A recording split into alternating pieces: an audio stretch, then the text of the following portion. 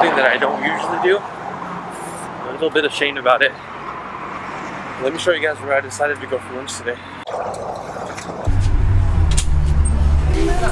Apple pie!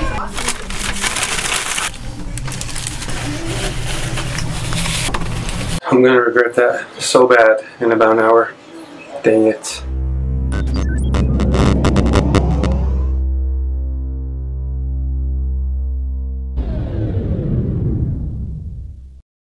The Porsche Cayman S.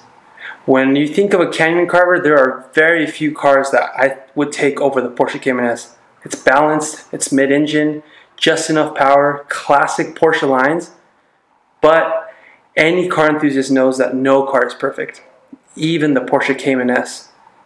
So here are 5 things I can't stand or hate about my Porsche Cayman S. Actually, before I start, my bad. I forgot to add, this is going to go from the most annoying thing to being very nitpicky at the end. So at the very end, if you guys are rolling your eyes like, really, you picked that? That's why. So now let's get on with the 5 things. Number 1, the stock exhaust. For a car that's pushing 300 horsepower, it doesn't sound bad, but it leaves much to be desired.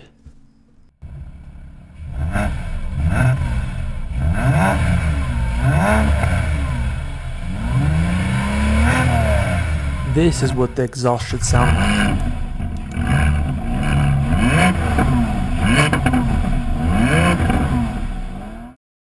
The shifter can be sloppy for one big reason.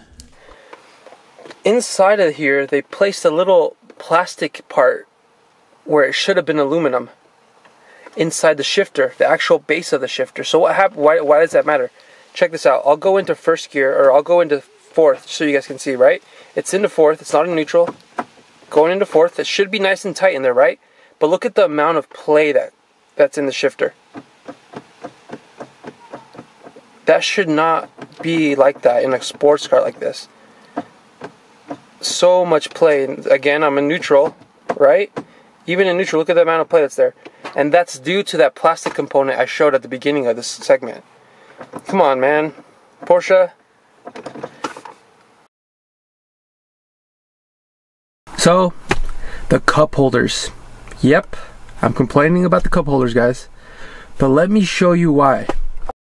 So, Porsche did a good job with their interior, right? They kept everything looking pretty tight and compact, and they saved spaces and gave you room where you needed it.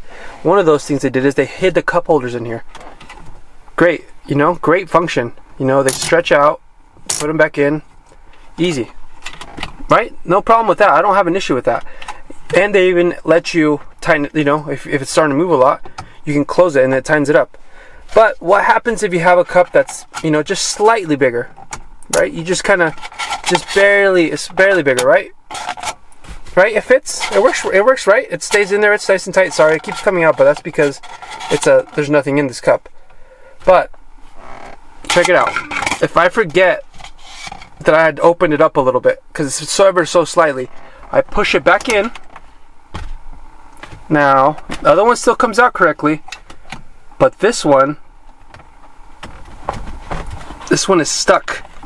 I cannot push it out, so I have to pull it out, close it, that little last click, push it back in, and then it comes out.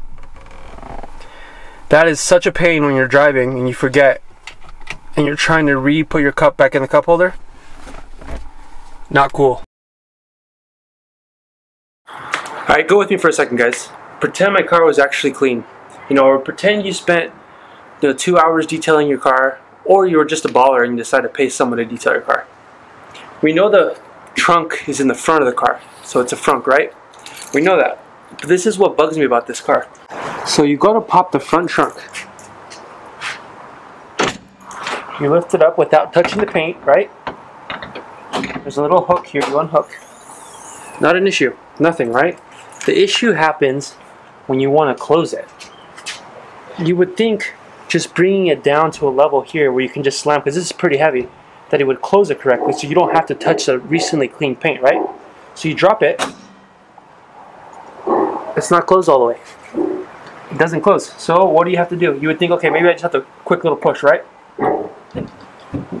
you don't. You actually have to lean into it. So I end up pushing on the cymbal.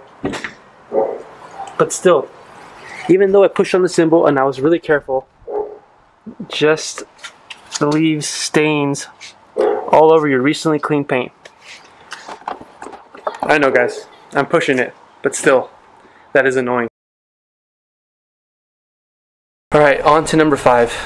Yes, I know the last one's being very nitpicky, but here it is, guys. Another thing I cannot stand about this car is, my car specifically, is the wheels. Look at the amount of spokes this thing has. To some, this might look good, which is fine. Everyone has different tastes, but to clean these things, it's such a pain. So there you go, guys. 5 things I hate about my Porsche. I was being very nitpicky at the end, but overall, it's a pretty good, close to perfect car for me. As always, leave a like, comment, and subscribe, and thanks for watching.